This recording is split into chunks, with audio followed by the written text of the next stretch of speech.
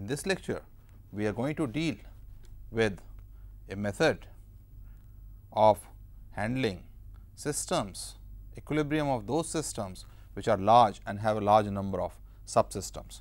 The method is known as method of virtual work. To motivate this, let us recall how we dealt with equilibrium of systems such as particles, trusses and so on. Our strategy in those cases was to look at subsystems and make free body diagram of subsystems, replacing the constraints or the forces applied by others or the contact with other subsystems by the forces applied by them, and balance all forces and torques. However, as the system size grows, the number of forces, number of subsystems may grow quite large, and in such systems the method that we use is the method of virtual work. The method focuses directly on the external force that we want to calculate. To motivate it further, let us take an example. Suppose I have a mechanism whereby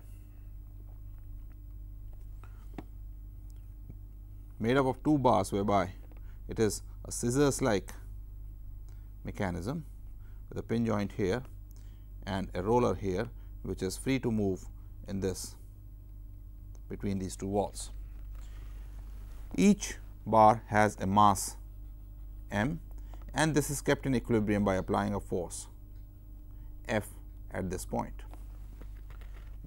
If we want to calculate the force F, our strategy is we first look at this mechanism. On this point, there can be only one force, let us call it N B.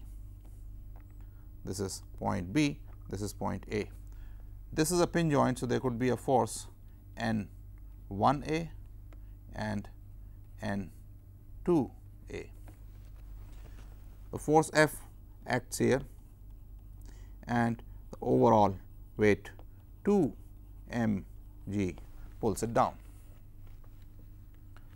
If we were to bring this in equilibrium by summation f x equal to 0 would give me that N 2 A plus N B equals F. That is one equation. Similarly, summation f y equal to 0 would give me N 1 A equals 2 mg.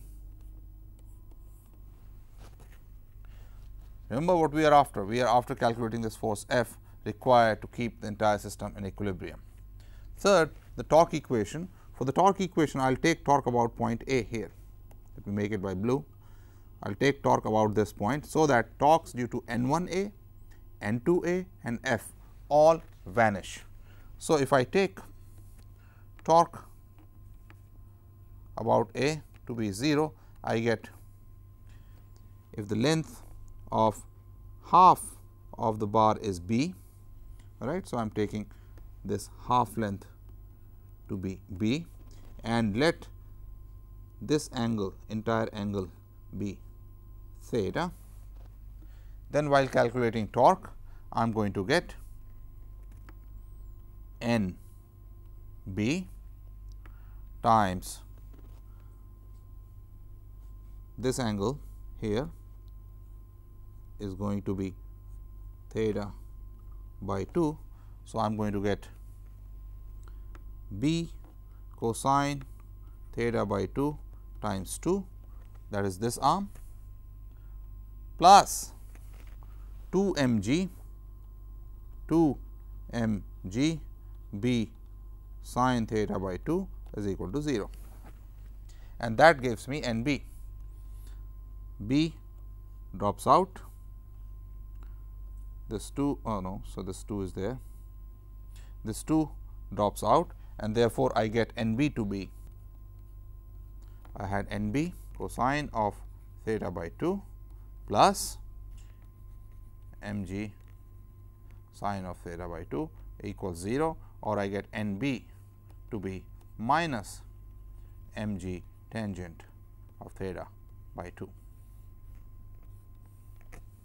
Therefore, if I look at this mechanism that we had made earlier,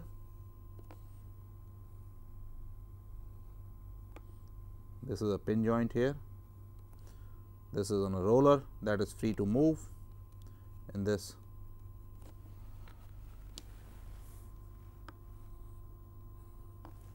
I have a force F acting this way, 2 mg pulling it down, n b we have just calculated is m g tangent theta by 2. Notice that because of this negative sign, I have already corrected the direction of m g, and there is n 1 a and n 2 a. Now, to calculate F, I look at one of the rods individually, this one. Here is a force F pulling it this way, its own weight m g pulling it down. There is a force normal reaction here, which we have just calculated, m g tangent theta by 2, and now there are going to be normal forces due to the pin out here. Let us call this n 1 and n 2. If I am just interested in calculating force F, then you can see that I can take the torque about this middle point, the pin here, let me show this in blue, about this point, and calculate F to be equal to, by taking the torque about this point, let me call summation, torque about this point is 0, and therefore, F times whatever this length is, call it L, L minus same length is going to be here, m g tangent theta by 2 L equals 0, and F equals m g tangent of theta by 2. So, we found the force F. If you are interested, you can also calculate n 1, n 2 and other normal forces, but our main focus was to calculate F, and that is what we have found. Notice that we had to take several steps in getting to this answer. If we use method of virtual work, as I will show later, all these steps are bypassed. Not only that, if I were to solve the same problem about the same mechanism, but make it slightly more complicated, in that now I have several of these links.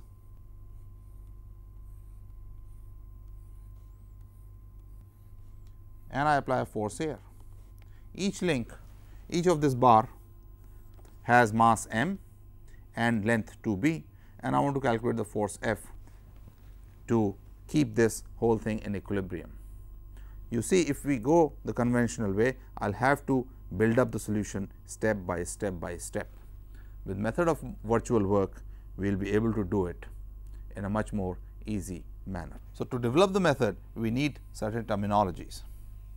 Let me now go over them. So, now we are going to go over some terminologies that are going to be used in the method of virtual work. First, let us define degree of freedom of a system. The degree of freedom of a system is the number of parameters, and it will be clear when I give an example, required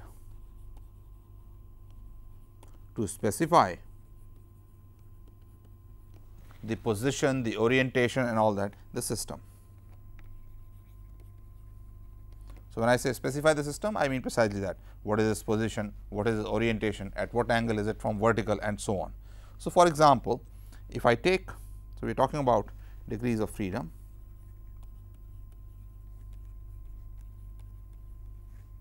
Again, number of parameters required to specify a system. For example, if I take a particle in 3D space, the number of degrees of freedom is 3. if I take a particle constrained to move only on a plane, constrained, and I will make this definition constraint clearer a little later, constrained to move on a plane, then the degrees of freedom are 2. Suppose I take a pendulum so that it swings in a plane. The only thing that I need to specify where the pendulum is this angle, then the degree of freedom is 1. Even in the complicated example that we took previously for that mechanism, whereby I had these cross links like this, the only thing that I need to specify the orientation or a specific position of the system is this angle theta, nothing else. The moment I specify this theta, because the lengths of these bars are fixed, I specify exactly how the system is. So, degrees of freedom in this case is also 1. So, this is one concept we are going to use. The degree of freedom specifies the parameters used to describe a system and the complexity of the problem. Less the number of degrees of freedom, less complex the system is. Concept number 2, constraints. This we have been talking about while talking about equilibrium, but let me go over it in a formal manner now. Constraints and constraint forces. By constraints, we mean the restrictions on the movement of a system.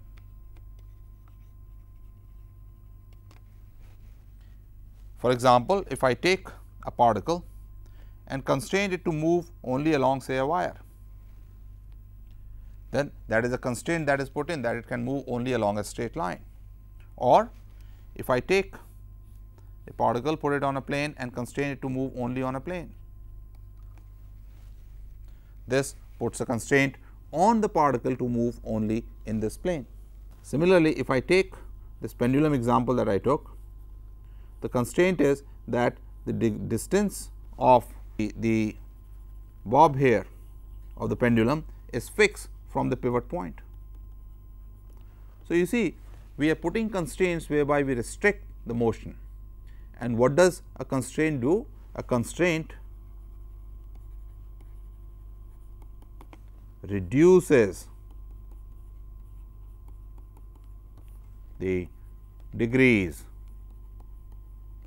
of freedom of a system.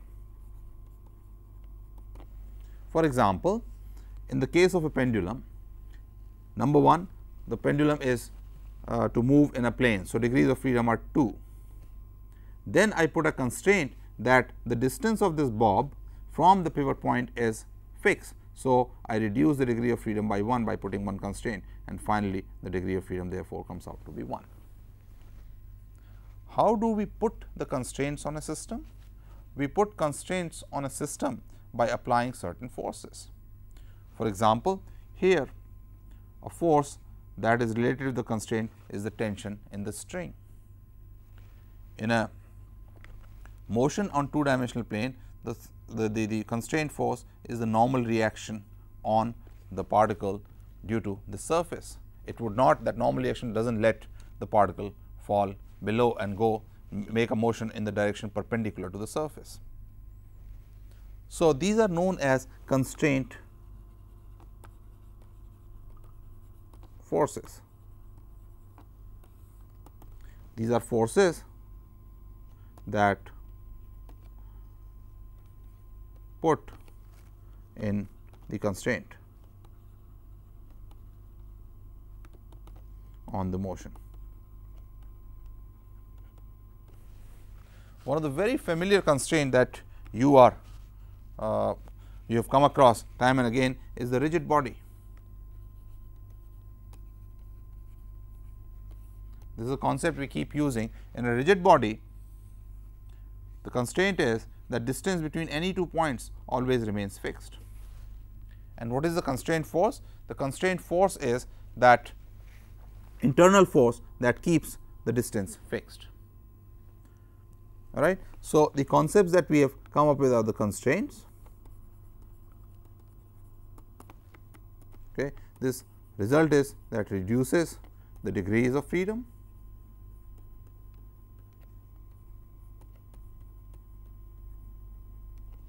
and constraint forces, okay, they enforce the constraint.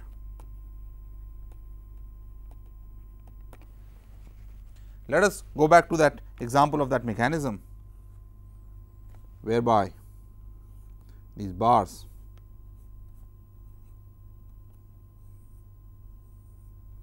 are making the mechanism and so on. What are the constraint forces here? The constraint forces are the normal reaction here, both in vertical and horizontal direction, the normal reaction here, and the forces that are applied by the spin. It is these forces that make the system move in a particular way. It reduces degrees of freedom, and degrees of freedom finally is only 1 given by this angle theta. Note, and this is very important to develop the method of virtual work, is that constraint forces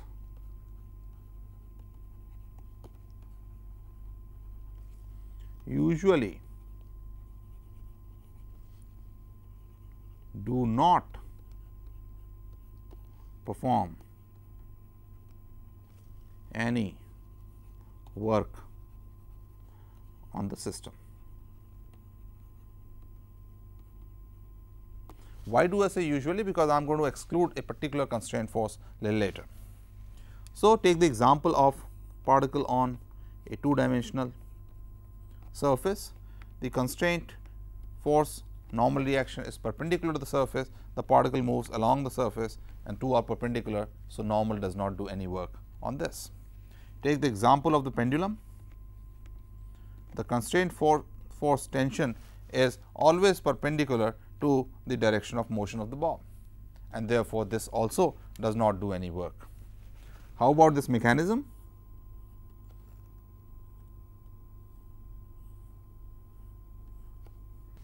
The point here, A point, does not move at all, and therefore, no work is done by the normal forces at this point. The normal reaction at this point B is perpendicular to the direction of motion, and therefore, that also does not do any work. How about the forces due to the pins here? You see, the pins apply a force on one particular bar in one direction and exactly opposite force on the other bar. However, the pins move by exactly the same amount. So, bars also move exactly in the same direction, but the forces are opposite. The result is that the net work done because of this constraint forces is 0. It is positive in one bar, negative in the other bar, added up it gives me 0. So, you see, I have given you 3 examples where you see that constraint forces usually are not performing any work. Why I say usual is this is, if we have a frictional force as the constraint force, that does perform work when the system moves. Therefore, if we include friction, then I would say constraint forces usually do not perform any work. On the other hand, if I exclude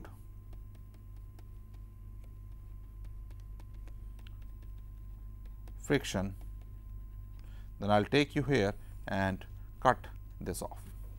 Then I would say that constraint forces do not perform any work on the system. In my development, in the development now, we will be excluding friction and deal with those constraint forces that do not perform any work on the system, and it is this observation that makes dealing with the system very easy. Next, I want to develop the concept of virtual displacement.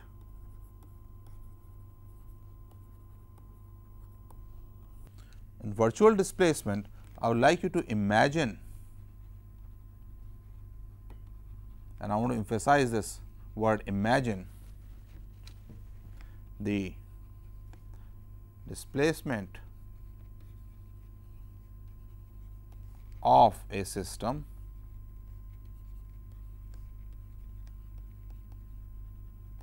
under equilibrium, and the displacement is such that displacement is consistent with the constraints.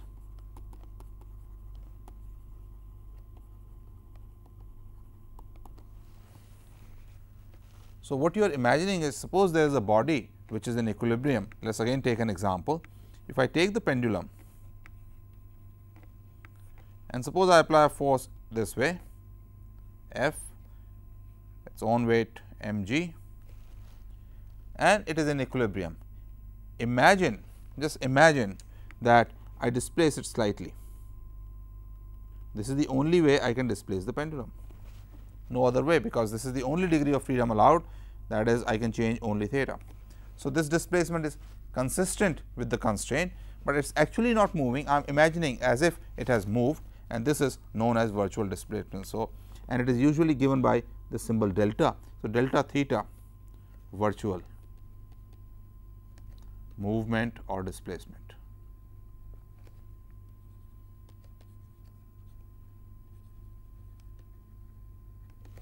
On the other hand, if I moved the bob along the string, the length of the string would change, and that motion would not be consistent with the constraint condition. Therefore, I cannot call that motion a virtual motion. So, virtual displacement is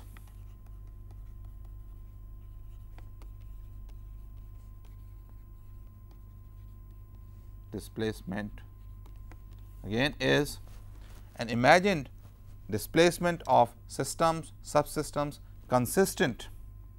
So, imagined displacement of a system consistent with the constraints.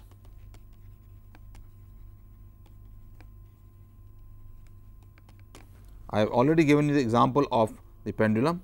This mechanism again, if I go back to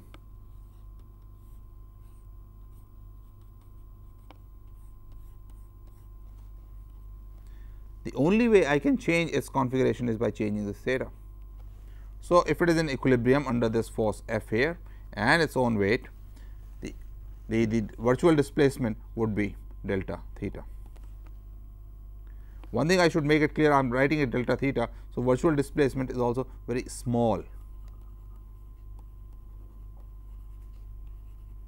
displacement. The change is very small. You imagine a very small change. So, it is about equilibrium, a very small change which we imagine, and that is a virtual displacement. Next, associated with virtual displacement is something called the virtual work. So, when you are making a virtual displacement, each particle in the system is changing its position. So, virtual work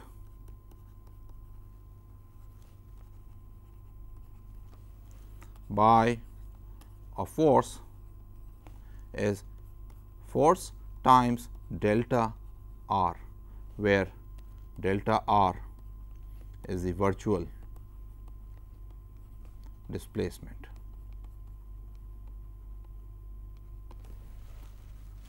Naturally, if I am doing a displacement consistent with the constraints, and we have already seen that the constraint forces do not do any work. So, virtual work done by constraint forces is equal to 0. And this is a very important statement, and that makes the development of method of virtual work possible. With these definitions, we are now ready to develop the method of virtual work. So, in method of virtual work,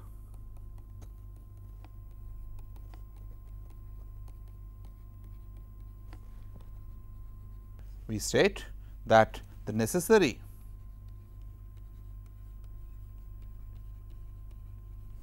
and sufficient, both necessary and sufficient condition for a system to be in equilibrium is that the virtual work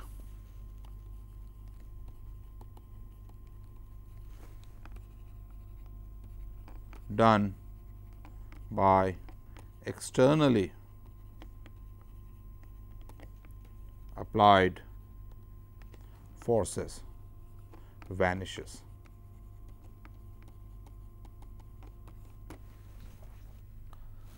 Two comments are in order. One, that we are talking about system which has no friction. If friction is included, then the constraint forces also do, the frictional constraint force also does some work that we are excluding. Then because of the vanishing of work by constraint forces, it is only the work done by externally applied forces, those which are not constraint forces, but the forces that we apply from outside to achieve equilibrium. Then the virtual work done by externally applied forces vanishes.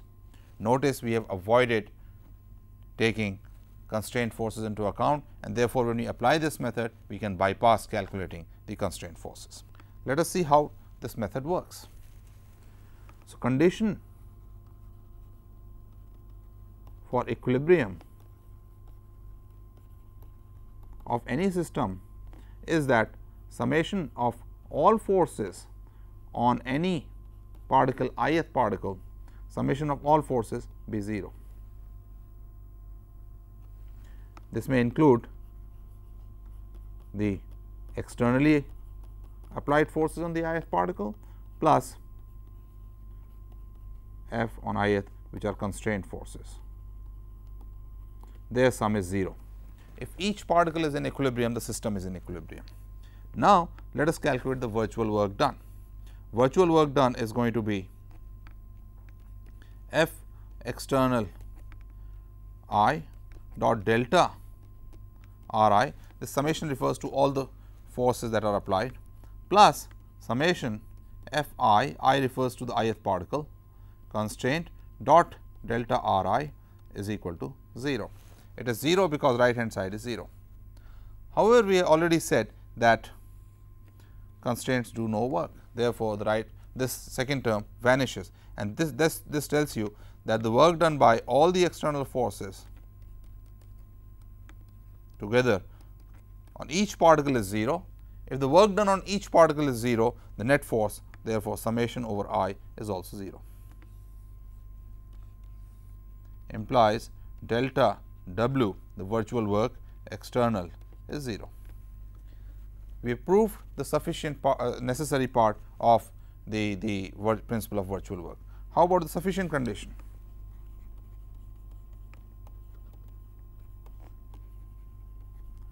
As I said, it is also a sufficient condition. So, if the forces on all the particles F I external plus F constraint I, suppose they do not vanish. If they do not vanish, then the system or each particle would tend to move in the direction along which this force is, and therefore, F external I plus F constraint I dot, to distinguish from virtual displacement, I am writing this as dRi for each particle would be greater than 0. It is greater than 0 because force would make the particle move in the same direction in which it has the net direction. However, now in virtual work I can imagine the system being displaced virtually by delta r I. So, f external I plus f constraint I virtual will also be greater than 0 for each particle. If this is greater than 0 for each particle, the summation over I would also be greater than 0. So, the work cannot vanish. If the work vanishes, that means that this sum must be 0. Again, we are going to use the fact that the work due to constraint forces is 0, and therefore, again summation I, summation f external I is greater than 0. Applying the same argument, if this is non-zero under the condition that system is not in equilibrium, if this is 0, system must be in equilibrium. So, that also proves that it is also a sufficient condition. So, now we are going to take it from there that the principle of virtual work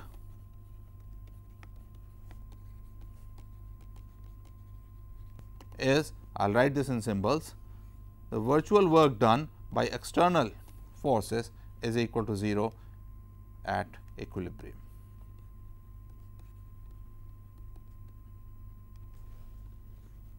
And that is sufficient to determine the forces and so on. Let us take an example.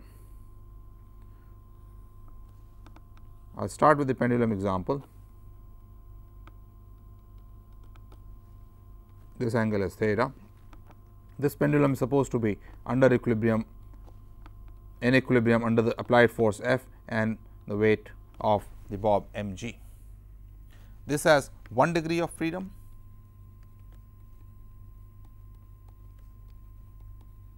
So, I can make a virtual displacement changing that theta only here. The principle says that delta W only external forces is equal to 0. The only external forces that are working on the system are F and mg, with T being the constraint force which does 0 work. So, this is only external. Let us make a virtual displacement of delta theta. If I make a virtual displacement of delta theta, let us calculate the work done, virtual work done by force F and force mg. When I make this displacement, if the length of the pendulum is L, then the bob moves up, let us call it delta y, by an amount L sin theta delta theta, and it moves in the horizontal direction by L cosine theta delta theta. In fact, I should put this negative to show that it is moving up. So, the virtual work done is going to be, let me make the picture again, this is the bob at an angle theta. I change this to a virtual position theta plus delta theta, then delta y is moving up minus L sin theta delta theta, delta x is L cosine theta delta theta. The force this way is F, force this way is mg. So, this minus sign in delta y actually refers to this being opposite to mg. So, delta w is going to be F L cosine theta delta theta minus m g L sin theta delta theta, and by principle of virtual work this should be 0, and that gives me F equals m g tangent theta straight away. You see, I did not have to go to calculate the tension, whereby I would have written T cosine theta is equal to mg and T sin theta is equal to F, and therefore, F equals mg tangent of theta. Let us take the other example that we took in the beginning with this mechanism here.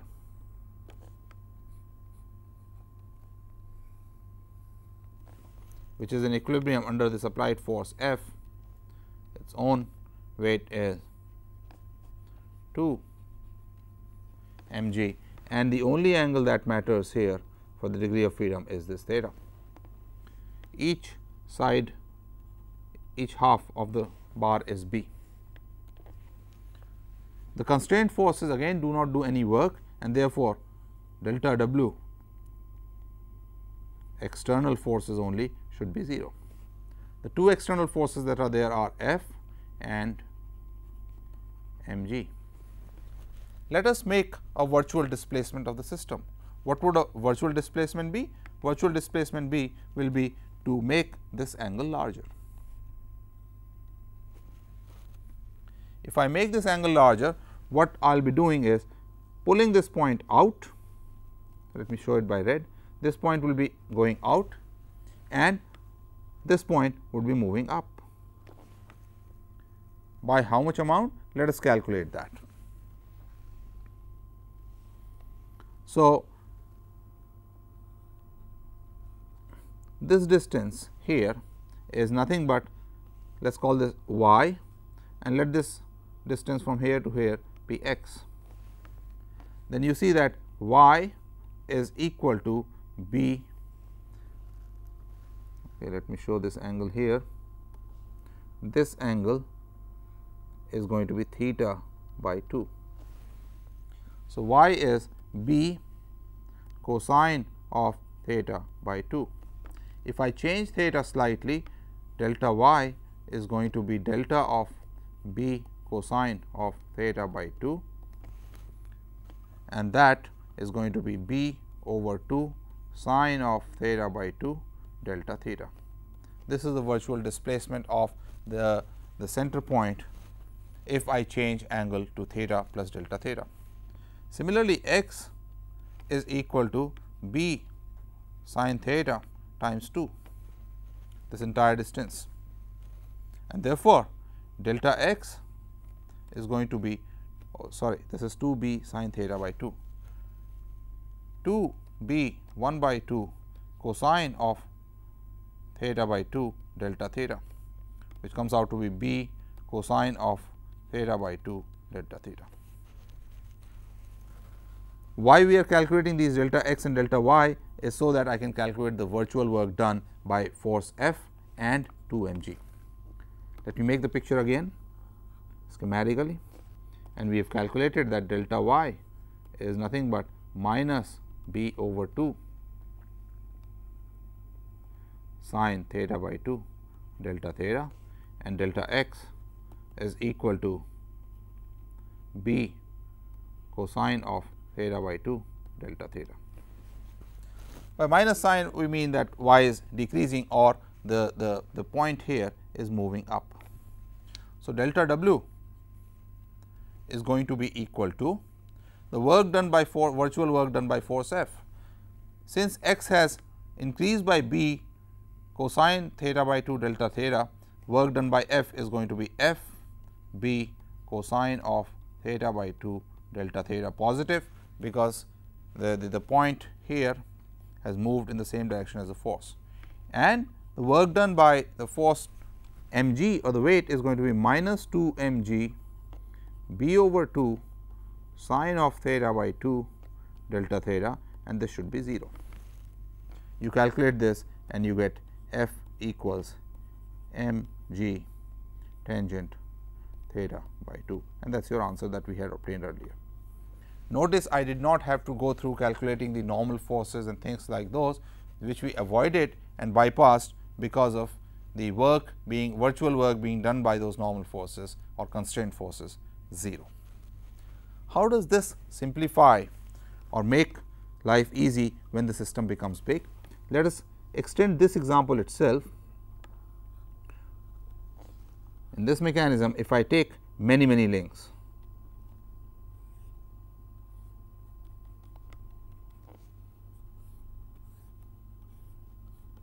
suppose n such links and so on, and I apply a force F here. Each bar is mass m, and I want to calculate how much force F is required to keep this entire system in equilibrium. Again notice that the system has only 1 degree of freedom with this theta describing everything. Let the length here be b. Imagine again a virtual displacement of this system, so that theta goes to theta plus delta theta. If that happens, all these points are going to move up.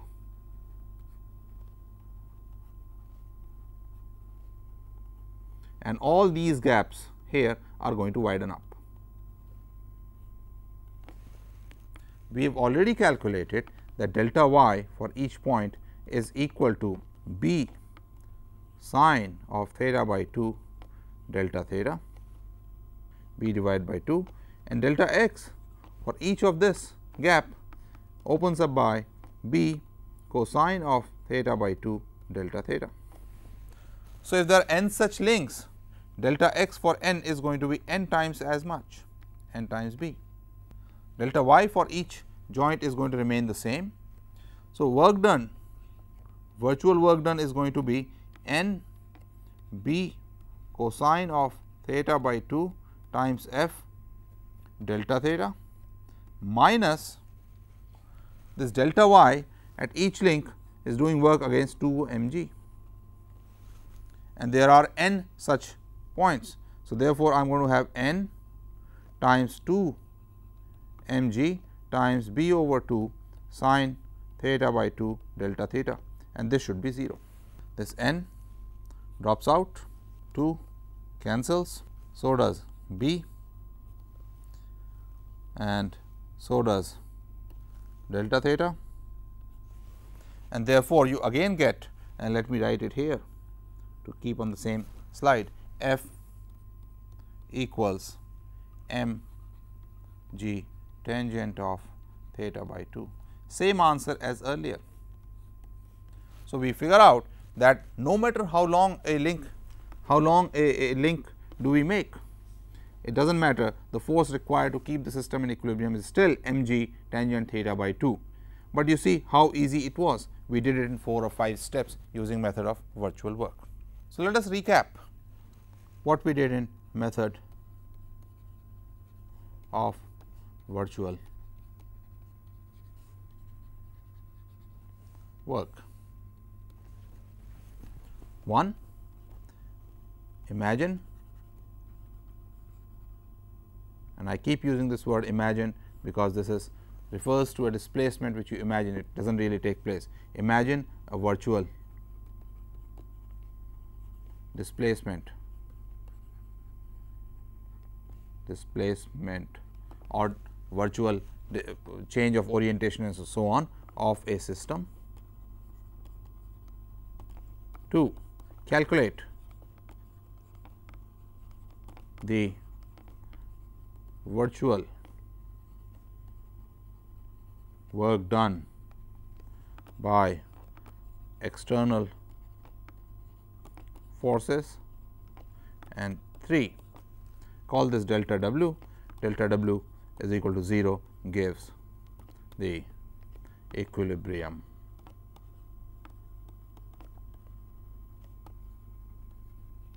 condition.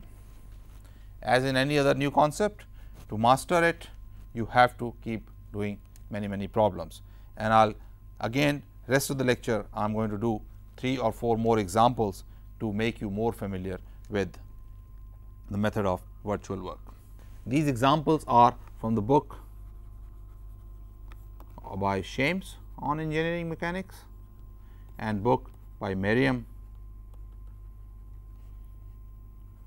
on statics. As the first example, let me take a crane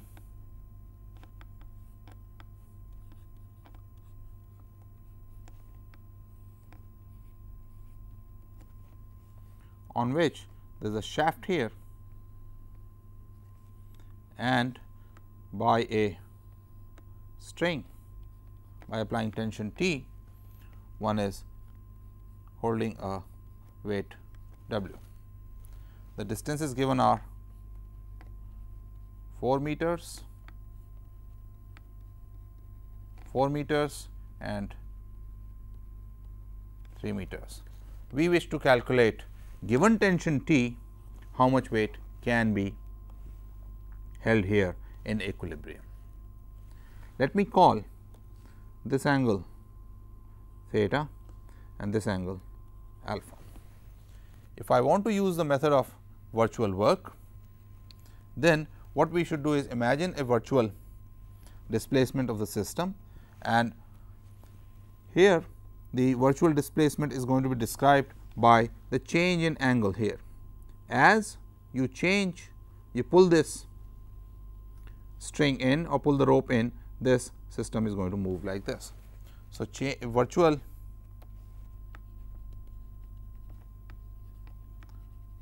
displacement is going to be change in theta, and then calculate the work done by the external forces W, and notice in this case the external force tension is not a constraint force. The constraint force is the force provided by the shaft because of its rigidity. So, work done by that is going to be 0, because the displacement is always going to be perpendicular to the shaft, and so we have to calculate work done by W as well as T, the tension, and make it equal to 0. So, let us see at the given position where the distances are given to be 3 meters, 4 meters and 4 meters, what we have is virtual displacement is going to correspond to delta theta, and that will make this point move up both in x direction and y direction. So, what we have the situation schematically is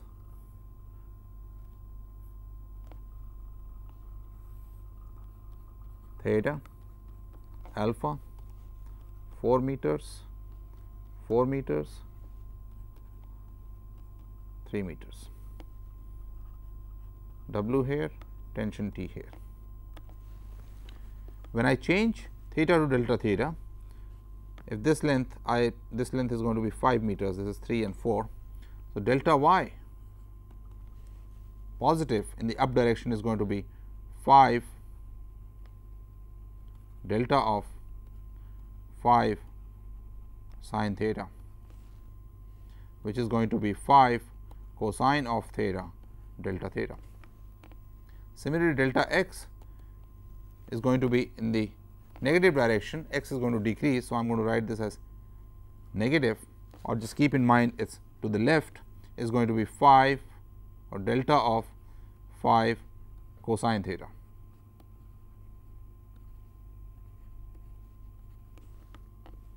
Which is going to be 5 sin theta delta theta.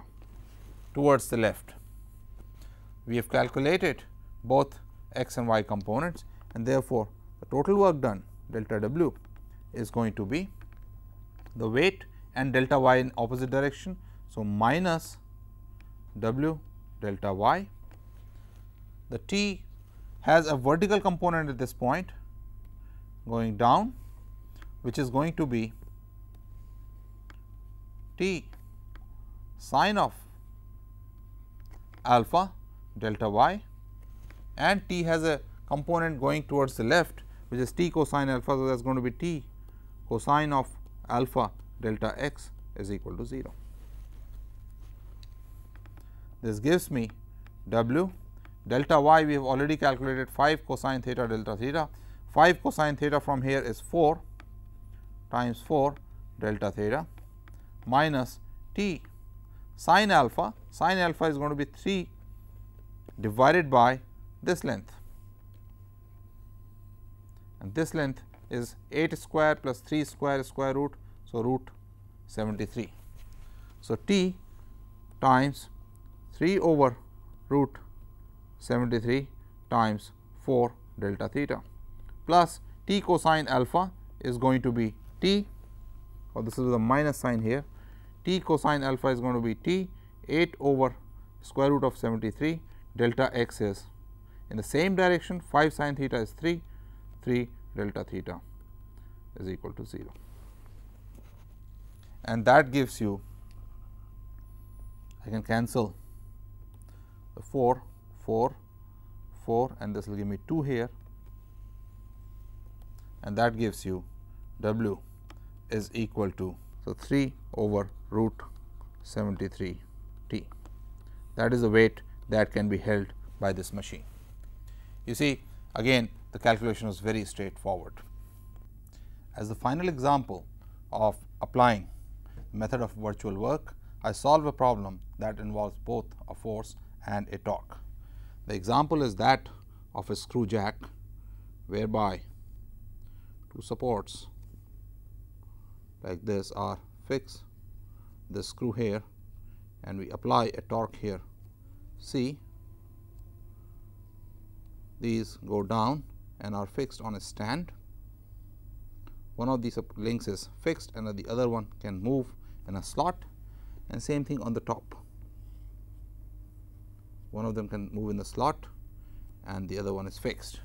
The question that we ask is, if there is a load W on this jack, what is the minimum torque C that is needed to lift this weight?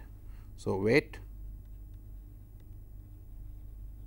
W to be lifted is to be lifted by applying a torque C. You are given that this angle is theta and so is this, and this length is B. Let us also call these points A, B, C. You can again see that there is only one degree of freedom,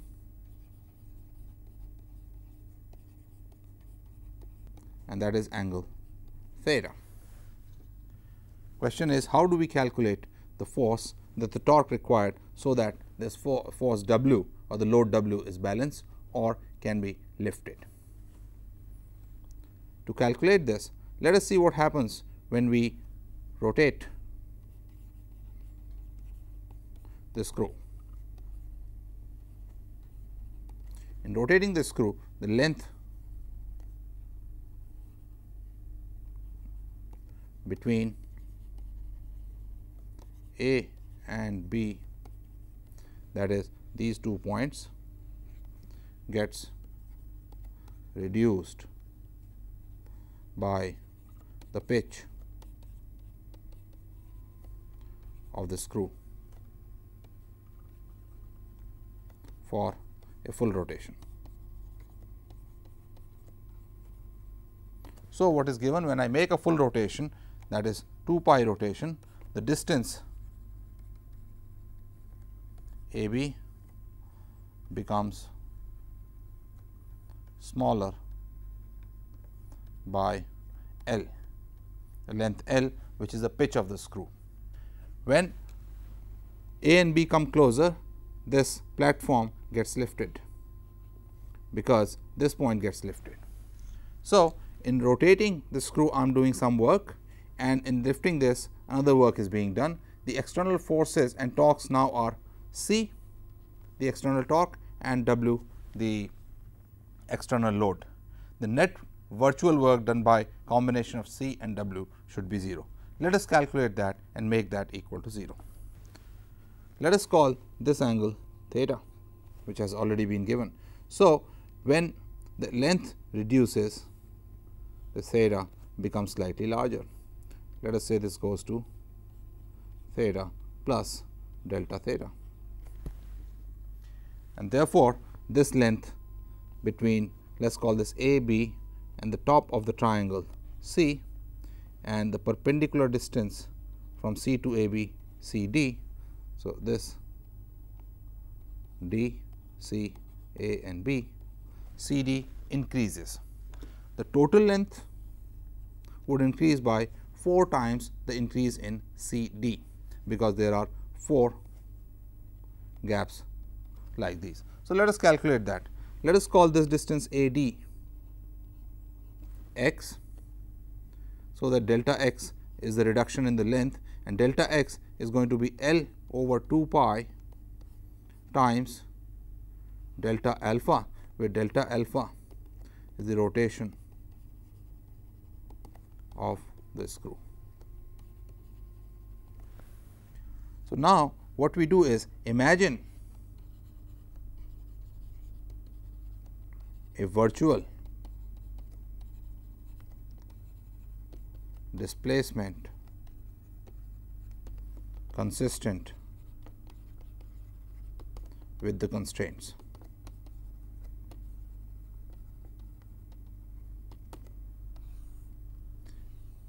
And that virtual displacement is going to be rotation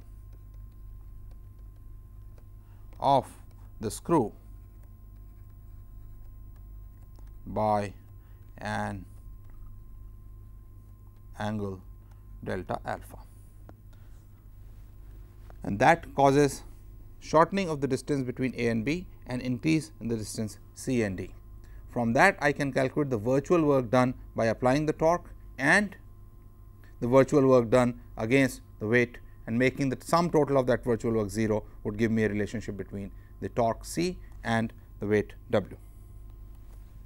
Let us calculate that now. So, in this triangle A, B, C and D, let us call this distance x and this distance y, this angle is theta. Let us call this hypotenuse AC to be B. Then you can see that x equals B cosine of theta. Therefore, delta x is going to be B sin theta delta theta. I am just worrying about the magnitude. So, this sign minus sign I am not worrying about. Y equals B sin theta, and therefore, delta y is going to be B cosine of theta delta theta, and therefore, delta y over delta x is going to be equal to cotangent theta, or delta y is equal to delta x times cotangent theta. How much is delta x? That is equal to nothing but the change in the length A B for rotation. Let me just write on the side, rotation 2 pi change in A B is equal to L. So, for delta alpha it is going to be L over 2 pi times delta alpha. So, therefore, delta y is L over 2 pi cotangent theta delta alpha divided by 2. This divided by 2 comes because change in x, x equals A B divided by 2. So, delta x is delta A B divided by 2. So, we have calculated the change in delta y related to a change delta alpha. Since in this screw jack there are 4 lengths like these 1, 2, 3, 4. So, for delta alpha the change in the height of the jack is going to be equal to 4 times delta y, which is 4 times L over 2 pi cotangent theta delta alpha by 2. This 2 cancels with 4, and this is therefore L over pi cotangent theta delta alpha. Let us now calculate the total virtual work done. Total virtual work done is going to be C times delta alpha because of the torque, and the length y increases in the direction opposite to W. So, this is going to be minus W L over pi cotangent theta delta alpha, and by the principle of virtual work this is 0, and that gives me an answer that the torque that is required to lift the weight minimum has to be W L over pi cotangent of theta, and that is your answer. So, what I have done in this lecture is given you an introduction to the method of virtual work for you to appreciate the power of this method. It bypasses doing lengthy calculations and focuses directly on the external forces that we want to calculate. Of course, we have not included friction here, because friction is a constraint force that does virtual work. You will be learning about more advanced techniques using such methods in the future courses.